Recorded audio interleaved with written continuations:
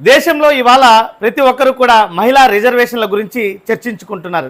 కానీ జగన్మోహన్ రెడ్డి గారు గెలిచిన మొదటిసారే ఏర్పడినటువంటి ప్రభుత్వంలో జగన్మోహన్ రెడ్డి గారు ప్రతి ఒక్క విషయంలో కూడా మహిళలకి ప్రాధాన్యతని ఇవ్వడం జరిగింది. ప్రతి ఒక్క పథకం ద్వారా వచ్చేటువంటి లబ్ధిని నేరుగా మహిళల ఖాతాలోకే ఇవ్వడం జరిగింది. అంతేకాకుండా అమ్మఒడి, ఆసరా, చేయూత, సున్నా వడ్డీకి రుణాలు, అదేవిధంగా డ్వాక్రా రుణాల మాఫీ వంటి అనేక రకాలైనటువంటి విషయాలలో మహిళలకి ప్రాధాన్యతనిచ్చి వారికి మేలు చేయడమే కాకుండా ప్రభుత్వం నుంచి వచ్చేటువంటి నామినేటెడ్ పదవులు, అదేవిధంగా నామినేషన్లో దొరికేటువంటి కాంట్రాక్టు పనుల్లో కూడా మహిళలకి 50% రిజర్వేషన్ కల్పించి దేశంలోనే ఏ రాష్ట్రంలో లేనటువంటి విధంగా మహిళలకి జగన్మోహన్ రెడ్డి గారి ప్రాధాన్యత ఇవ్వడం జరిగింది. అంతేకాకుండా రాష్ట్రంలో జగన్మోహన్ రెడ్డి గారి క్యాబినెట్లో అట్టడుగు స్థాయి దళిత సామాజిక వర్గం నుంచి వచ్చినటువంటి మహిళని ఉప ముఖ్యమంత్రిగా చేసినటువంటి ఘనత జగన్మోహన్ రెడ్డి గారిది.